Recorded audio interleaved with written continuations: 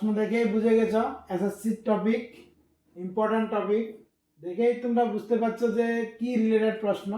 নিশ্চয়ই সময় দূরত্ব গতিবেগ রিলেটেড। ঠিক আছে, দেখো প্রশ্ন নিয়েছি, সমান দৈর্ঘ্যের দুটি ট্রেন একটি খুঁটি অতিক্রম করতে যথাক্রমে 13 সেকেন্ড ও 26 সেকেন্ড সময় নেয়। ট্রেনগুলি একই দিকে চলতে শুরু করে, তবে একে অপরকে পার করতে কত সময় নেবে? আমি এখানে এটার বেসিকটা বোঝানোর চেষ্টা করছি, কারণ বেসিক জানা না থাকলে অঙ্কটা করতে একটু কষ্ট হবে।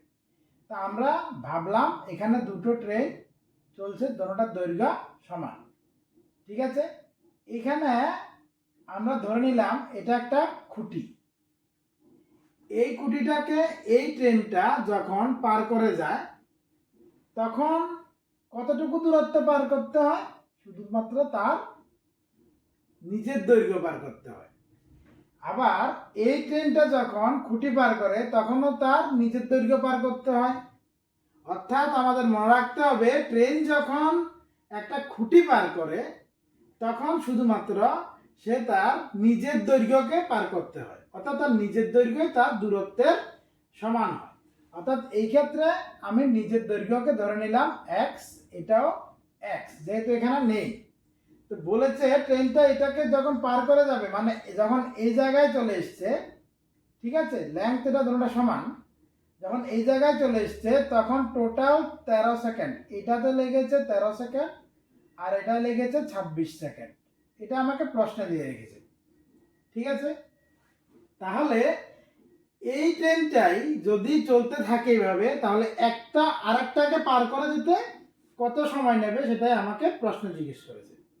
তাহলে আমরা দেখো এখান থেকে যে দূরত্বটা পার করছে সেটা আমরা কি ধরেছি? ডি হলো এক্স। সময়টা যেটা দিয়েছে সেটা হলো টি ইকুয়াল টু 13 সেকেন্ড। তাই গতিবেগ কি হবে? গতিবেগ হবে দূরত্ব বাই সময়, ডি বাই টি এর সমান। মানে কি বলতে পারবো? এখানে আসছে এক্স বাই 13। ঠিক সেম ভাবে আমরা এক্স দূরত্ব 26 সেকেন্ডে গতিবেগ কত আসবে? এক্স বাই 26 আসবে। ঠিক কিনা বলো? তাহলে এই দুটোর মধ্যে কার গতিবেগ বেশি? যেটা সময় বেশি নিচ্ছে তার গতিবেগ কম, আর যেটাতে সময় কম নিচ্ছে তার গতিবেগ নিশ্চয় বেশি।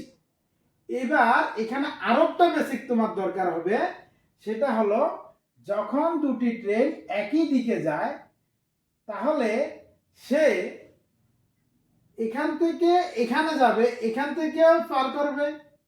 এই ক্ষেত্রে তোমার আপেক্ষিক গতিবেগ কি হবে সেটা তোমাকে আগে বের করতে হবে। আপেক্ষিক গতিবেগ। তাহলে এই আপেক্ষিক গতিবেগ বের করতে গেলে আমরা কি করব? যেহেতু ট্রেনটা একই দিকে যাচ্ছে তাই আপেক্ষিক গতিবেগ মাইনাস হবে।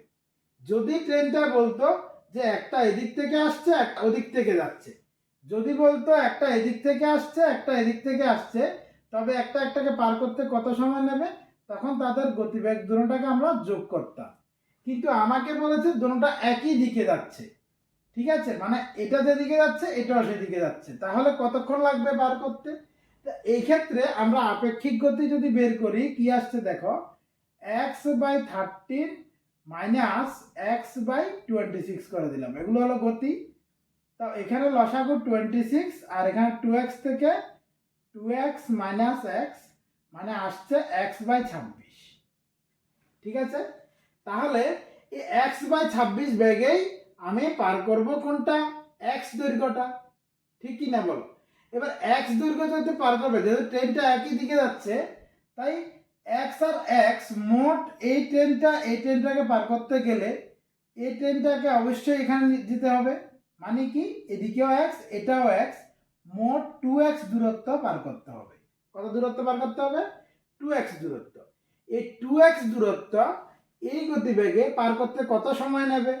তা আমরা যদি সূত্রতে লাগিয়ে দিই যে সময় ইকুয়াল টু দূরত্বকে আমরা গতিবেগ দিয়ে ভাগ করে দিতে হবে।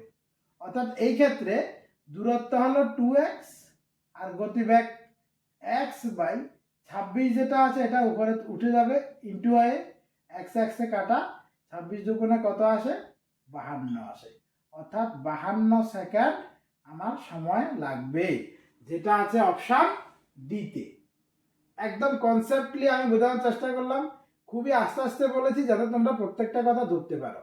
ঠিক আছে, এবার 2 নম্বর কোশ্চেনটা দেখি।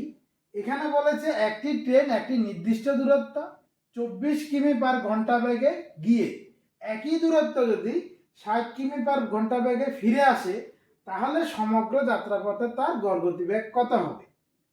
এই গড় গতিবেগ আমাদের বের করতে গেলে মনে রাখবে আমাদের সূত্রটা কি, যে গড় গতির যে সূত্র সেটা হলো টু ইন্টু গতিবেগ প্রথমটা ইন্টু গতিবেগ দ্বিতীয়টা বাই গতিবেগ দোনোটার যোগফল।